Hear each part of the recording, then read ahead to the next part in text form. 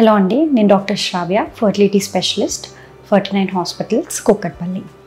ఇవాళ మనం మాట్లాడుకునే topic diabetes and fertility. Diabetes అనేది ఫర్టిలిటీని ఎలా ఎఫెక్ట్ చేస్తుంది, మేల్స్లో ఎలా ఎఫెక్ట్ చేస్తుంది, ఫీమేల్స్లో ఎలా ఎఫెక్ట్ చేస్తుంది అనేది మనం మాట్లాడుకుందాం.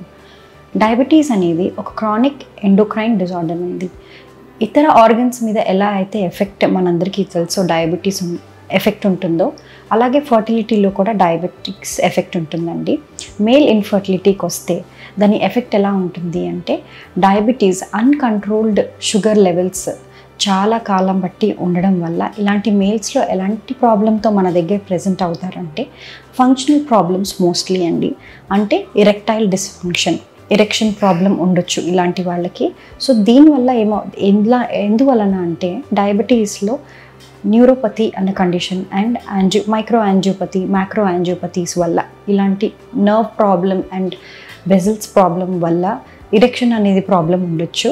సో ఇలాంటి మేల్స్ ఎరెక్షన్ ప్రాబ్లంతో మన దగ్గర ప్రెజెంట్ అవుతారు. సో ఇదే కాకుండా మనకి రెట్రోగ్రేడ్ ఎజాక్యులేషన్ అన్న కండిషన్, అంటే స్పర్మ్ అనేది, సెమెన్ అనేది బయటకి ఎజాక్యులేట్ అవ్వకుండా రెట్రోగ్రేడ్గా బ్లాడర్లోకి వెళ్తుంది అండి. సో ఈ కండిషన్లో కూడా ఇన్ఫర్టిలిటీతో ప్రెజెంట్ అవ్వచ్చు. సో ఎలాంటి సిమ్టమ్స్ చెప్తారు అంటే, ఒకవేళ ఎరెక్టైల్ డిస్ఫంక్షన్ ఉన్న వాళ్ళు మేల్స్ అయితే ఒక ఇంటర్ కోర్స్ అవ్వలేకపోవడము, లేకపోతే ఫ్రీక్వెంట్గా అవ్వలేకపోవడం వల్ల ఇన్ఫర్టిలిటీతో ప్రెజెంట్ అవ్వచ్చు. అదే రెట్రోగ్రేడ్ ఎజాక్యులేషన్ ఉన్న మేల్ ప్రాబ్లంతో ప్రెజెంట్ అయినప్పుడు స్పర్మ్ వాల్యూమ్ అనేది ఏదైతే బయటకు వస్తుందో అది తక్కువగా ఉండొచ్చు, లేకపోతే వచ్చిన స్పర్మ్లో ఎజోస్పర్మియా అంటే స్పర్మ్స్ అసలు ఉండకపోవడం, సెమినల్లో మనం ఇలాంటి కండిషన్స్ చూస్తాం. ఇదే కాకుండా డయాబెటిక్ మేల్ అన్నవాళ్ళు అన్కంట్రోల్డ్ షుగర్స్ చాలా కాలం వరకు ఉంటే ఇన్ఫెక్షన్స్ కూడా లోన్ అవుతారండి. ఈ ఇన్ఫెక్షన్స్ వల్ల స్పర్మ్ డ్యామేజ్ అన్నది కూడా ఉంటుంది. డయాబెటీస్ వల్ల కూడా స్పర్మ్ డ్యామేజ్ అనేది ఉంటుంది. ఎలా ఉంటుందంటే, స్పర్మ్ డిఎన్ఏ డ్యామేజ్ ఎక్కువ అవుతుంది అండి, బికాజ్ ఆఫ్ అన్కంట్రోల్డ్ షుగర్స్.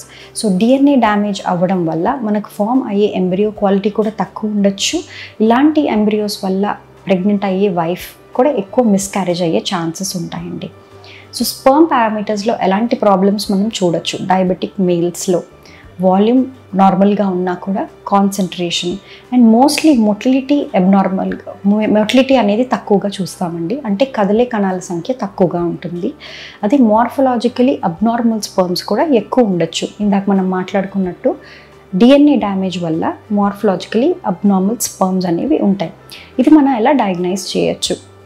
మన ఓపీకి వచ్చినప్పుడు మనము 7 అనాలిసిస్ అనేది చూస్తామండి. 7 అనాలిసిస్లో అబ్నార్మాలిటీస్ మనము ఎలాగైతే మనము ప్రోగ్రెసివ్ మోటిలిటీ, కదిలే కణాల సంఖ్య తక్కువ ఉంటుందో, అండ్ మార్ఫలాజికలీ అబ్నార్మల్ స్పర్మ్స్ ఉంటాయని మాట్లాడుకున్నాం కదా. అదే డిఎఫ్ఐ అని ఒక టెస్ట్ చేస్తామండి, డిఎన్ఏ ఫ్రాగ్మెంటేషన్ ఇండెక్స్ అండి. ఇది కూడా హైగా ఉంటుంది, మోర్ దెన్ 30 ఉంటారు. ఇదే కాకుండా మనం ఇలాంటి మేల్స్కి మనం షుగర్ టెస్ట్ అనేది చేస్తే, ఏదైతే మనం fasting blood sugars, post lunch blood sugars and HbA1c చేస్తే వీళ్ళకి హైగా ఉండడం మనం చూస్తాము. So strict control of diabetes is the most important thing అండి. దీన్ని డీల్ చేయడానికి స్ట్రిక్ట్ కంట్రోల్ అంటే HbA1c <7 ఉండాలి, ఫాస్టింగ్ బ్లడ్ షుగర్స్ <100 ఉండాలి, అండ్ పోస్ట్ లంచ్ అనేది మనం 140 కంటే తక్కువ ఉండాలి అని మనం అడ్వైజ్ చేస్తాం. సో స్ట్రిక్ట్ డయాబెటిక్ కంట్రోల్ వచ్చాకనే మనం ఫర్టిలిటీ అండ్ ప్రెగ్నెన్సీ అనేది ప్లాన్ చేయమని చెప్తాం. అదే ఫీమేల్స్లోకి వస్తే డయాబెటీస్ అనేది ఎలా ఎఫెక్ట్ చేస్తుంది అంటే, ఏమెనోరియాతో ప్రెజెంట్ అవ్వచ్చు అండి, లేకపోతే మెన్స్ట్రువల్ అబ్నార్మాలిటీ అంటే అసలు సైకిల్స్ రాకపోవడం, లేకపోతే వచ్చిన సైకిల్స్ కూడా ఇర్రెగ్యులర్గా ఉండడం. ఎందుకంటే డయాబెటీస్ PCO ట్రయడ్లో కూడా ఉండొచ్చండి. సో ఇలాంటి విమెన్ PCOకి చాలామంది PCOతో చూస్తాము, వాళ్ళకి ఇన్సులిన్ రెసిస్టెన్స్ అనేది ఉంటుంది కాబట్టి వాళ్ళు ఇర్రెగ్యులర్ సైకిల్స్తో ప్రెజెంట్ అవుతారు మనకి. ఎప్పుడైతే ఇర్రెగ్యులర్ సైకిల్స్ ఉంటాయో వాళ్ళకి ఎగ్ ఫార్మేషన్ ఎప్పుడు అవుతుందో అండ్ ఎప్పుడు రిలీజ్ అవుతుందో, కొంతమందికి రిలీజ్ అనే అవ్వదండి. సో ఇలాంటి వాళ్ళకి ఫర్టిలిటీ ఇష్యూస్ అనేది మనకు ప్రెజెంట్ అవుతారు. అదే కాకుండా మనం ఇందాక మాట్లాడుకున్నట్టు షుగర్స్ హై ఉండడం వల్ల, ఇన్ఫెక్షన్స్కి ఎక్కువ లోన్ అవ్వడం వల్ల క్లెమిడియా, గోనోరియా ఇన్ఫెక్షన్స్, సర్విక్స్కి సంబంధించిన ఇన్ఫెక్షన్స్ కూడా ఒకవేళ వస్తే సర్వైకల్ మ్యూకస్ కూడా మనకి హాస్టైల్గా మారుతుందండి. స్పర్మ్ పెనిట్రేషన్ని అలౌ చేయదు. అదే కాకుండా long standing PID, chlamydia and gonorrhoea infections వల్ల ట్యూబ్ బ్లాకేజ్ కూడా అవ్వచ్చు.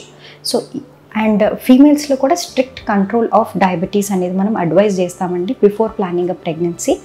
HbA1c 7 ఉండాలి, ఫాస్టింగ్ బ్లడ్ షుగర్స్ 95 లోపల ఉండాలి, అండ్ పోస్ట్ లంచ్ 140 లోపల ఉండాలి. సో ఇలాంటిది మనం ముందే డయాగ్నైజ్ చేయగలిగితే అండ్ మనం స్ట్రిక్ట్ కంట్రోల్ ఆఫ్ షుగర్స్ చెప్తే మనం దాని ప్రకారం షుగర్స్కి సంబంధించిన డయాబెటీస్కి సంబంధించిన మెడికేషన్స్ ఏదైతే అవసరం ఉంటే మెట్ఫార్మిన్ కానీ ఇతర ట్యాబ్లెట్స్ కానీ ఇవ్వడం జరుగుతుంది. అవసరం ఉంటే ఇన్సులిన్ మీద కూడా పెట్టాల్సి ఉంటుంది. ఎందుకంటే షుగర్ ఇన్ఫర్టిలిటీకే కాకుండా పుట్టబోయే బేబీ మీద కూడా ఎఫెక్ట్ చూపిస్తుందండి. సో ప్రెగ్నెన్సీ ప్లాన్ చేసే ముందు both male and female strict sugar control అనేది చేసుకోవాల్సింది చాలా ఇంపార్టెంట్ అండి. సో మేనేజ్మెంట్ ఎలా చేస్తాము అంటే apart from the diabetic medicines మన సైడ్ నుంచి మనం ఫర్టిలిటీ సెంటర్స్లో యాంటీ ఆక్సిడెంట్స్ అని ఇస్తామండి. ఎందుకంటే DNA డ్యామేజ్ నుంచి తక్కువ చేయడానికి మనం యాంటీ ఆక్సిడెంట్స్ అనేది ఇస్తాము. Thank you.